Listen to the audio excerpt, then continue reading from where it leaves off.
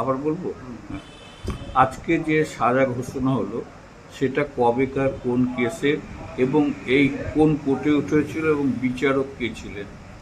বিষয়টা হচ্ছে Murshidabad PS case number 615/2022, dated 3/10/2022, under section 498A এবং 302 আইপিসি ধারা মতে জ্যোৎস্না প্রামাণিক, ওয়াইফ অফ বিশ্বনাথ প্রামাণিক, তোপখানা বাড়ি, আমাদের মুর্শিদাবাদ থানার অন্তর্গত।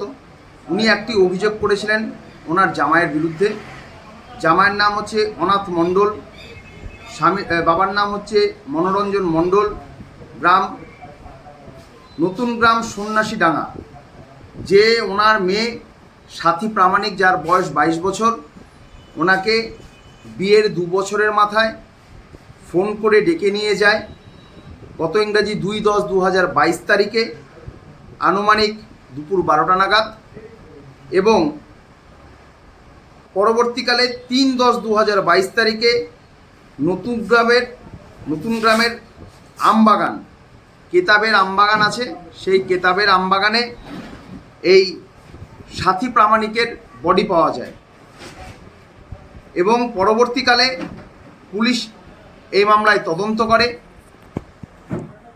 এবং চার্জশিট দাখিল করে, এবং মহামান্য সেকেন্ড এফটিসি কোর্ট, আমাদের জজ সাহেবের নাম ঋষি কুশারি, ওনার ঘরে এই মামলাটার বিচার হয়। বিচার প্রক্রিয়ায় 22 জনের সাক্ষী হয়।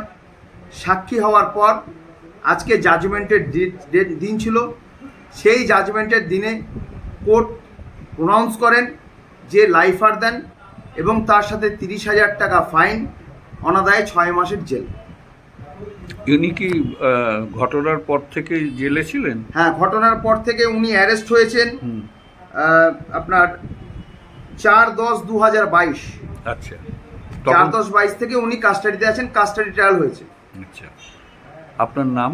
আমার নাম দেবাঞ্জন মজুমদার, পিপি ইনচার্জ, লালবাগ কোর্ট।